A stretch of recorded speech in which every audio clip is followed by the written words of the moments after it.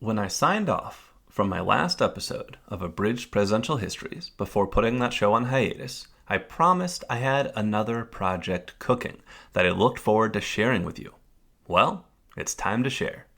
John Adams once said, "There's never yet been a democracy that didn't die by suicide." To which I ask, or was it murder? Democricide is a true crime history podcast that asks who killed historical democracies.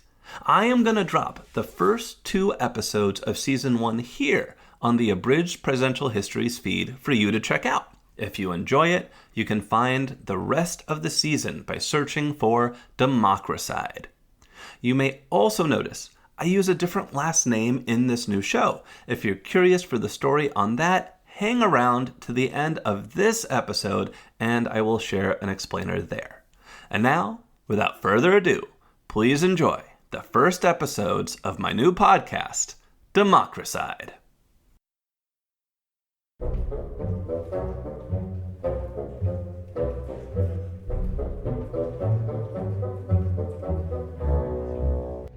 I'm Kenny Austin, and I read a lot of books.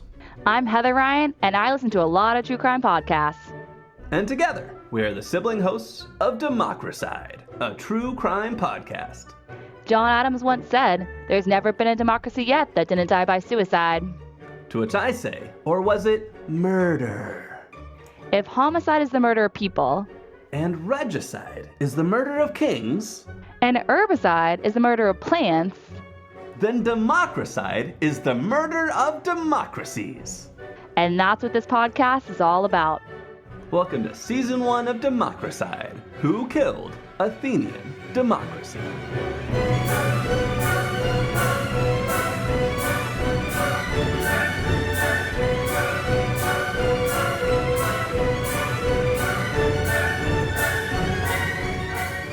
Heather, what do you know about Athenian democracy or ancient Greece in general? Well, Kenny, so glad you asked that question.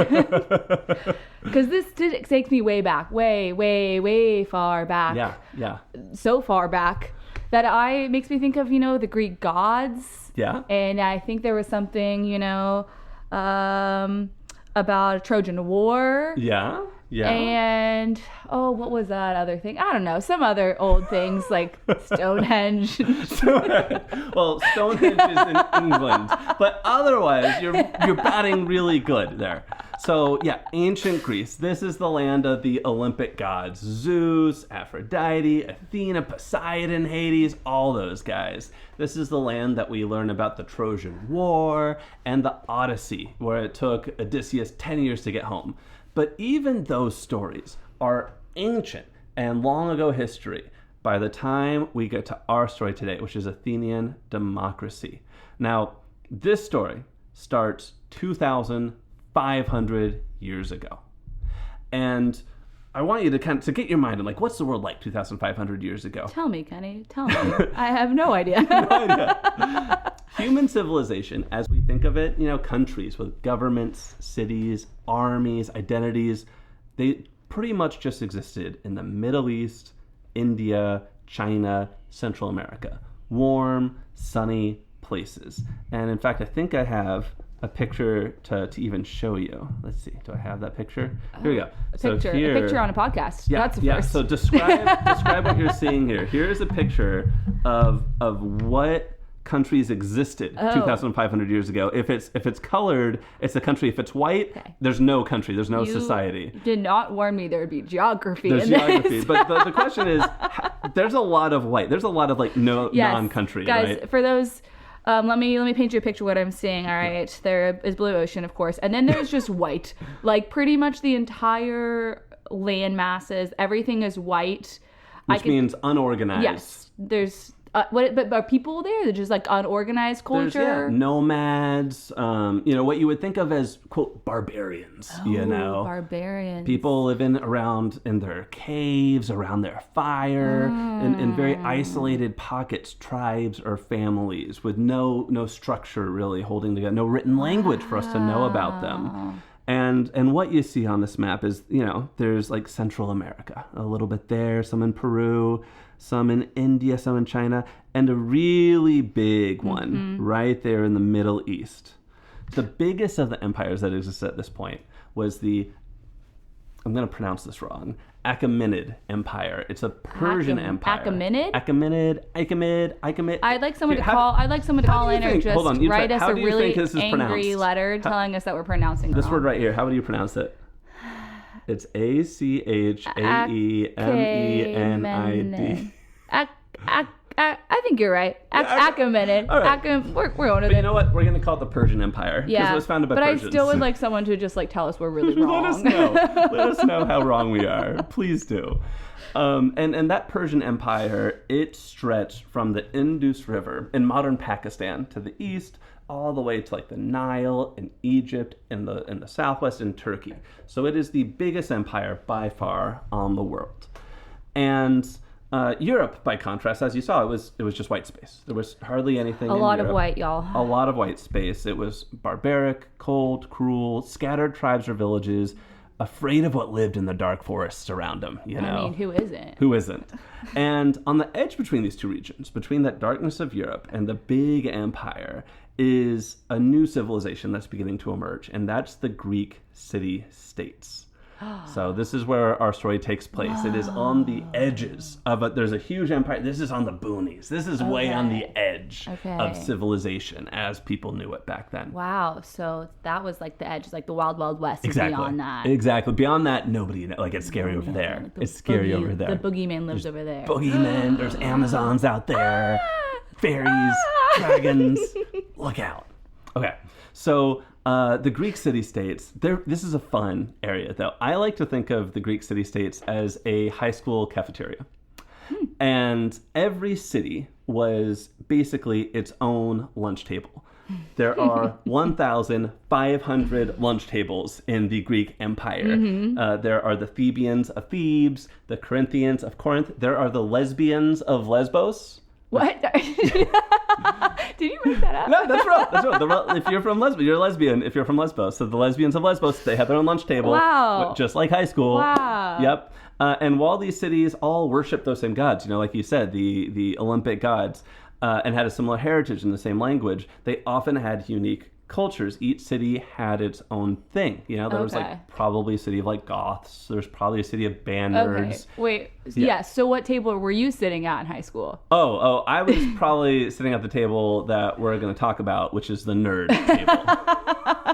That's right. I just want to make sure you're self-aware enough to know. The nerd table. That's right. No table in all of Greece was more studious, more into debate, more into their books than Athens. Athens was the nerd Wow. table. Yeah. Okay, that's right, folks. My brother, big nerd. I mean, if you haven't picked up that he's a huge nerd in the past 2 minutes of him just ranting, then you should really get your head checked. But this show could be renamed the Nerd Table.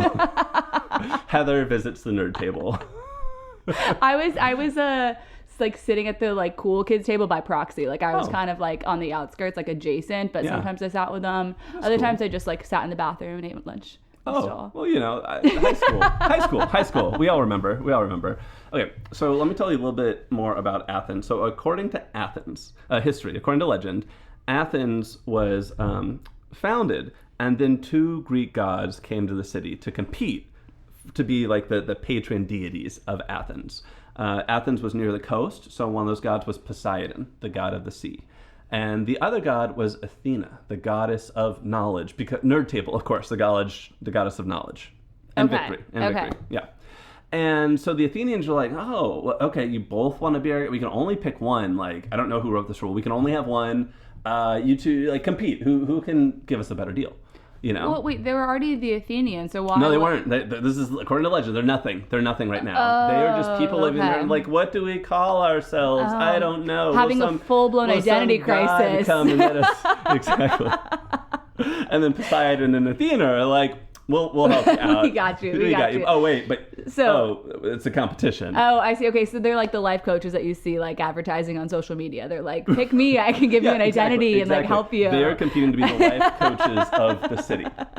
And so the Athenians are like, okay, we'll try to earn our favor. Like, why should we go with either of you? And Poseidon is like, well, check this out. And he throws his trident at a rock, and a spring bursts forth of salt water.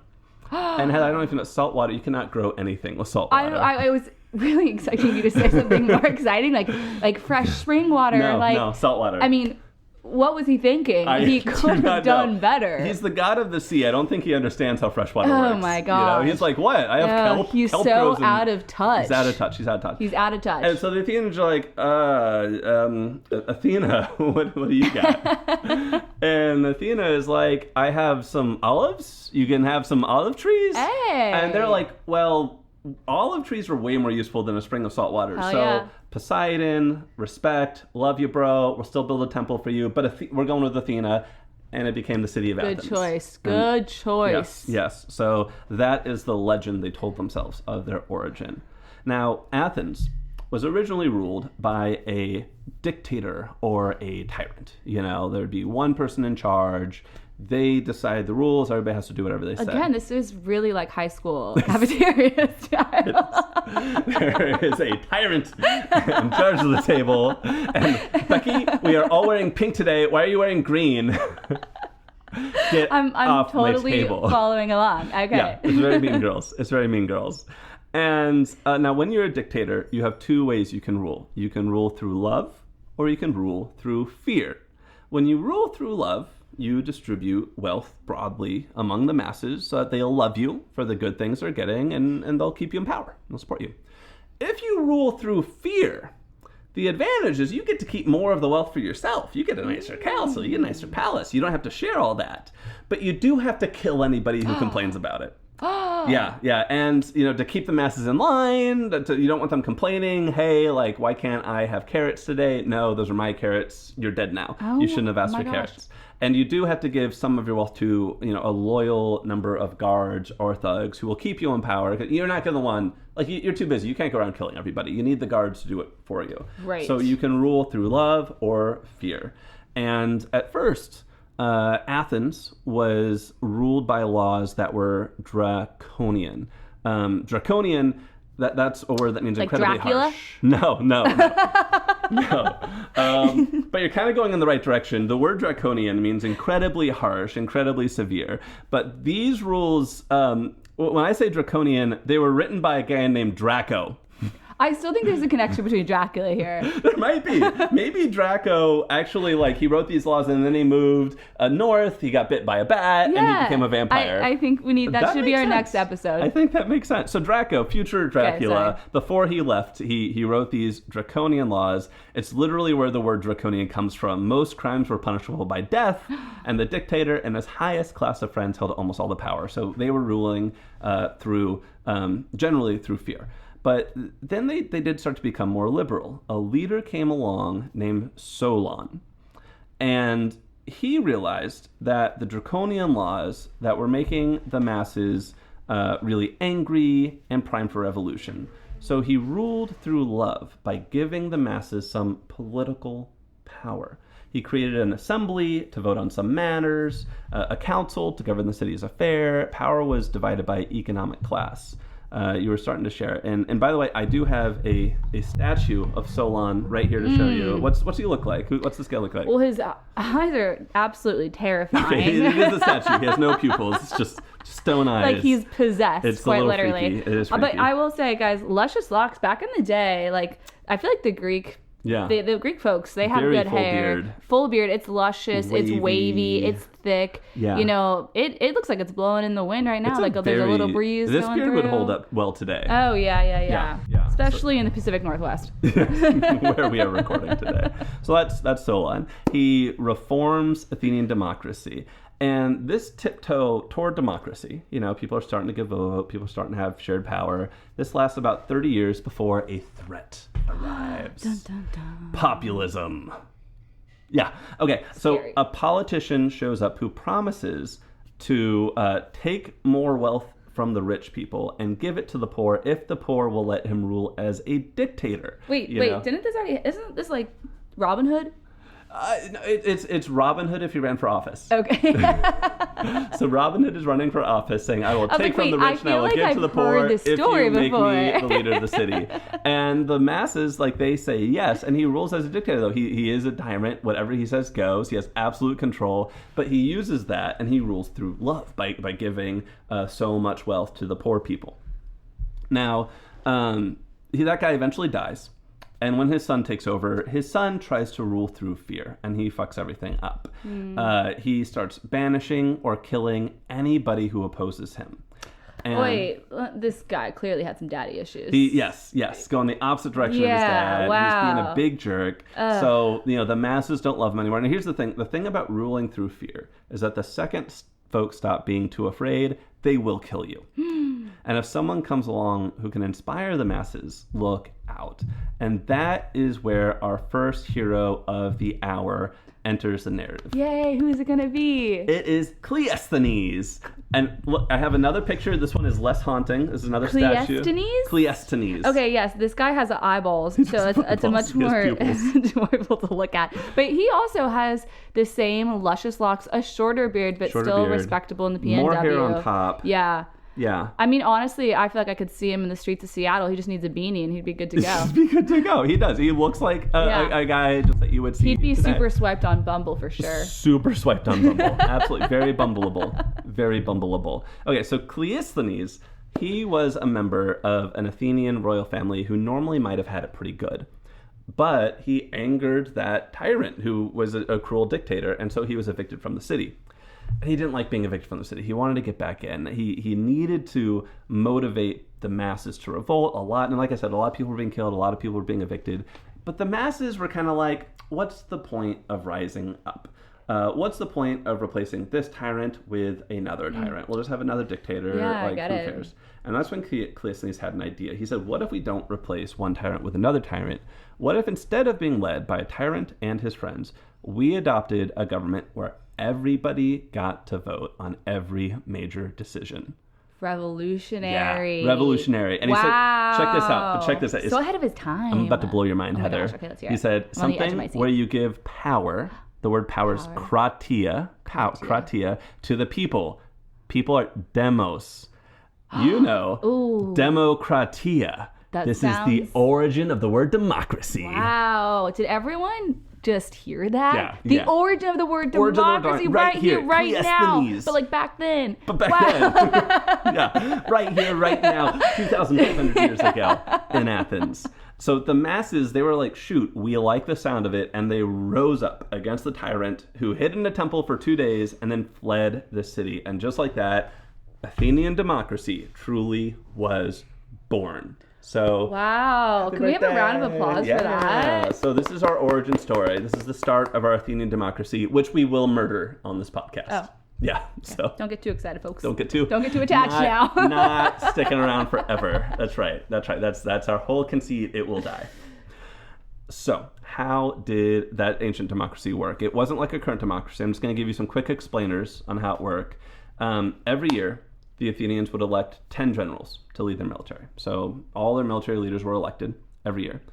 Every major decision would have to be put before the people for a vote. And participation was not voluntary. It was mandatory. Oh. If you didn't participate, you would be fined. So, for example, and on voting day, they would have slaves who would carry a rope that would be stretched across the street, and the rope would be dipped in red dye. And they would kind of sweep the street, like walk toward the assembly where the vote happened. And if anybody got touched by this red rope and then had red dye on them, they'd be like, you've got red dye. You were too slow. You must pay a fine. So you would get fined if you got the red dye. All right, on you. run, not walk, folks. Run. Not walk. There's a penalty. It's literally life and death.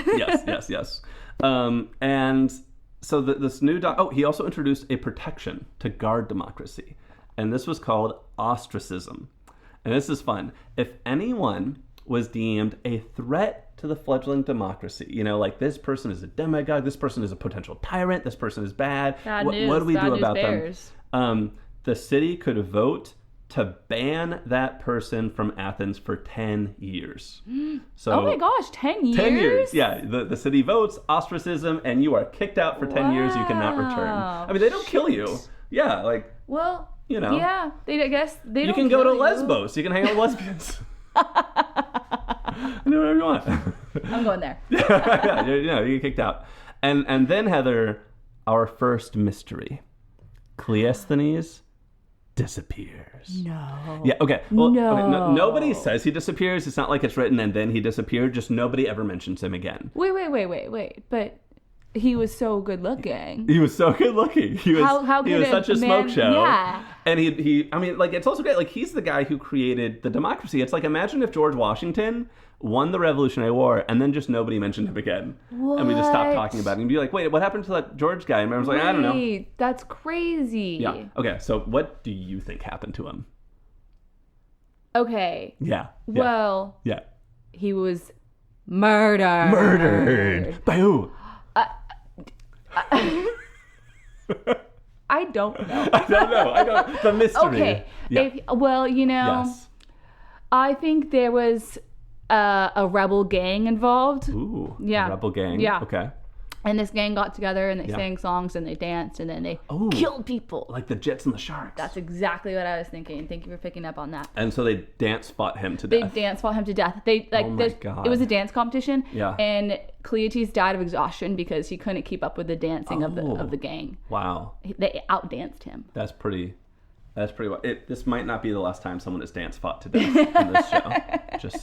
Just to let people know. So, okay, that's what happened. We're saying it official right here. He was dance fought to death. He disappeared from the record. Yeah. But Athenian democracy is established. Well, also, he was dance fought to death, and then the gang was like, shoot, that wasn't supposed to happen. Like, we were just supposed to have a nice little jig. And then it was an accident. It was an accident. It was supposed to be like a threat, but not like a murder. Oh, yeah. So then they were like, shoot, what do we do? We gotta hide the body. Exactly. That's where I'm going with this. Thank you. So he was dug up under some floorboards of a house. Yes. And then they made a tunnel to go to the other house. And then they did a little U-turn and went back to their house and then dug deeper. And they dropped him off there. Okay, so this is where you can see, like, I'm bringing to the show a nerddom in history, and Heather's bringing to the show the experience of having listened to way too many true crime podcasts. This is the true crime aspect I'm of thinking, this show. I'm actually going back, my mind's going back to that show Weeds, where they had the drug tunnel under the houses. I have not seen Weeds, but I'm going to say, yeah, just like that. Just like and that. then there were the zombies. Yes. And that was a twins. Different show. No, and then there were the twins. Oh. And, yeah, I don't know. Twins? I haven't seen Okay. Weeds. I think we've lost the plot here. We have. So we've established Athenian democracy. The guy he disappeared. He was murdered on accident. But the democracy, it works pretty well. It worked pretty dang well without him. Nobles were often elected to important offices like generals, and that kept the upper classes happy. The working classes were happy. They had rights and protections. Those draconian laws were gone. Arguments could be settled at the ballot instead of by violence. Things were going great. Swimmingly, you might say. And yet, danger lurked beneath the waves. Someone is about to attempt to murder our young Athenian democracy. Find out who next time on Democricide.